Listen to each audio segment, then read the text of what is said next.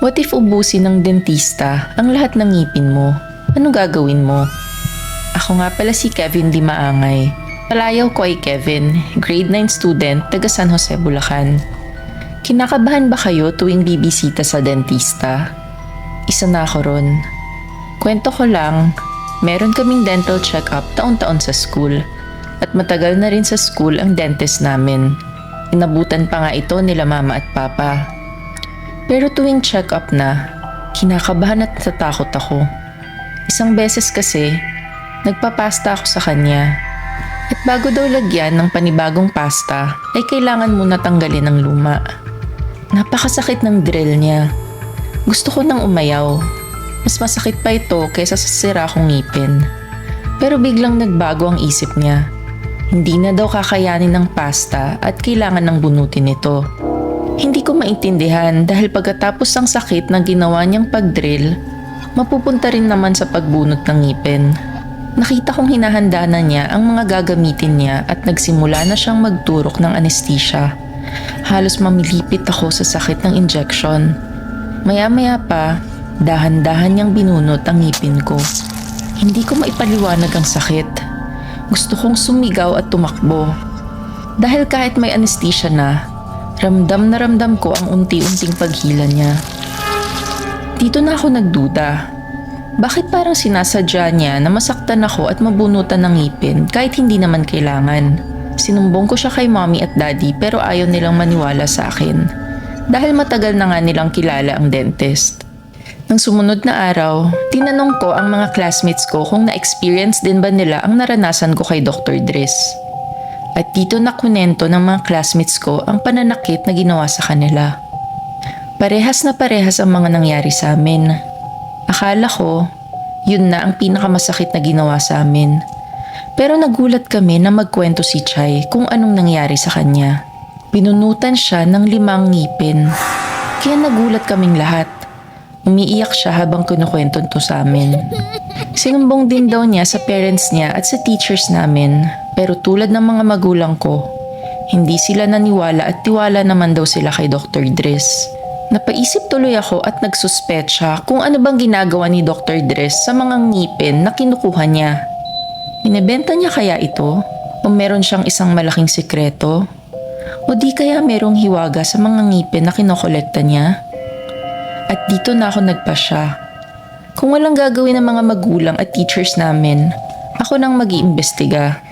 Sa totoo lang, takot akong gawin nito ng mag-isa. Pero nang sumunod na araw, tila nawala ang takot ko. Dahil si Chay ay binawian na ng buhay. Sabi nila, nagkaroon si Chay ng infection dahil sa pagbunot ng 5 ngipin sa kanya. Kumalat ito sa utak at mabilis na binawian ng buhay si Chay. Pero sabi ng parents niya, natural cause daw ang pagkamatay ni Chay at hindi dahil sa pagbunot ng 5 niyang ngipin. Pero sigurado ako, si Dr. Dres ang may kasalanan.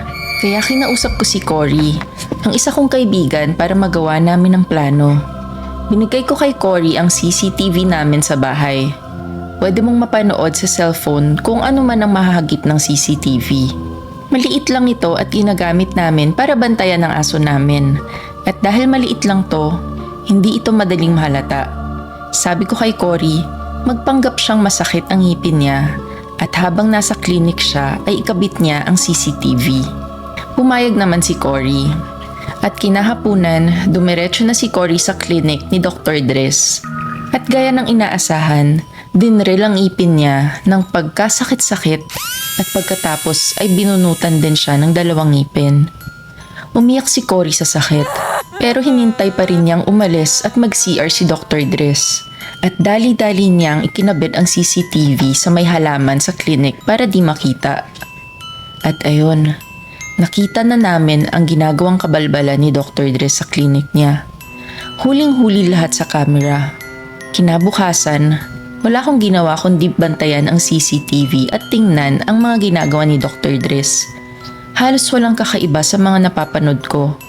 Bunot pa rin siya ng bunot. Pero pagsapit ng hapon, bago siya umuwi, meron siyang inilabas na mga bote at kahindik-hindik ang nakita ko. Puno ito ng mga ngipin at ang iba ay may dugo pang kasama. 6 na bote ang nakita ko. At sa wakas, malalaman ko na din kung anong ginagawa niya sa mga ngipin namin. Pero biglang pumasok sa clinic ni Dr. Dres si Cory at may dalang patalim. Sinaksak niya ng 100 times sa bibig ang doktor. At tinanggal niya lahat ng ngipin nito. At nang matapos si Cory, humalakhak siya. Tila napikon si Cory kay Dr. Dres at di napigilang gumante. Sa inaasahan, inaresto si Cory at ikinulong.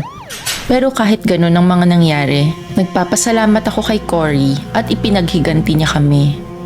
Pero alam niyo ba, hindi mawala-wala sa isipan ko kung ano ba talagang ginagawa ni Dr. Dres sa mga bote ng ngipin. Inibenta niya ba ito? O may orasyon siyang ginagawa dito? Kung ano man yun, siya lang ang nakakaalam. Dahil dinala na ng evil dentist na to sa hukay ang sikreto niya.